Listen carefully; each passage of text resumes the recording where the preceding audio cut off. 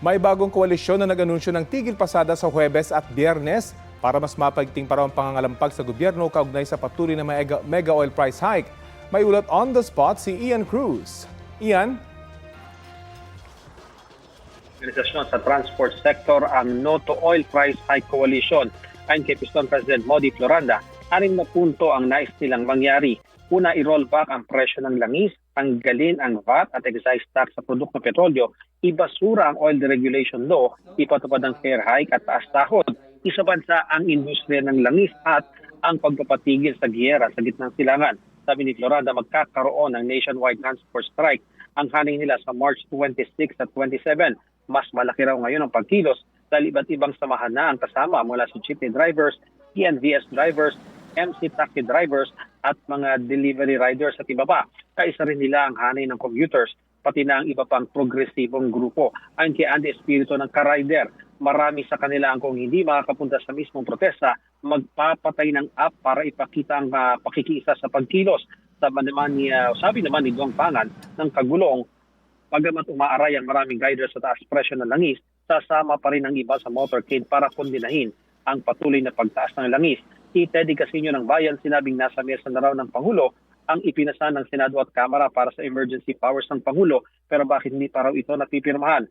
Ang Pangulo na raw ang nagsabi na sapat ang supply ng langis sa bansa hanggang Abril, ngunit ngayon pa lang daw ay napakataas na ng presyo dahil daw may mga nagsasamantala at laganap ang spekulasyon. Anya, nagsasamantala rin daw ang gobyerno dahil ang VAT ay lumalaki kapag tumataas ang presyo ng petrolyo. Tila nasa state of denial pa raw ang Pangulo sa sitwasyon sa bansa pero hindi raw normal ang nangyayari dahil nasasaktan na ang karaniwang Pilipino. Giti Floranda, hindi nila makita ang response ng gobyerno sa taas ng presyo ng langis na sa hanay nga nila, binawi pa ang pisong dagdag pasahe. Malapit na ang Semana Santa kung kailan maraming bumabiyahe. Pero sabi ni Andy Atchoso ng Bus Employees Association of the Philippines, hindi naman nila itiniming dito ang protesta. Ang nagtulak daw sa kanila ay ang pagiging pabaya ng gobyerno at ang patuloy na pag-uutak pulbura ng Amerika kaya may gera. Tinanong si Floranda ukol sa umunoy pagpapatawag ng Malacanang sa mga transport groups, ani Floranda, tapusin muna raw ang welga bago sila makipag-usap.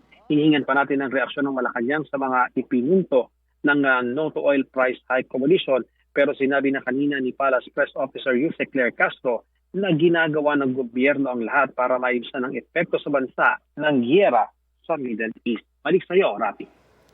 Iyan, laging issue kapag kami mga ganitong tigil pasada, may mga bumabiyahe pa rin at pinipigilan ng mga grupo. Nabanggit ba dyan kung paano ito tutugunan, Ian?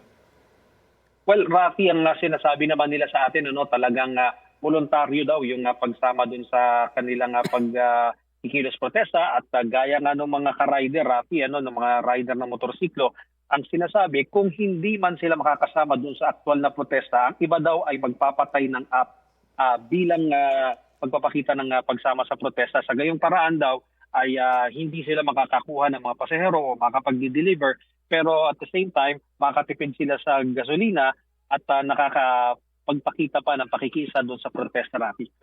Maraming salamat sa iyo, Ian Cruz.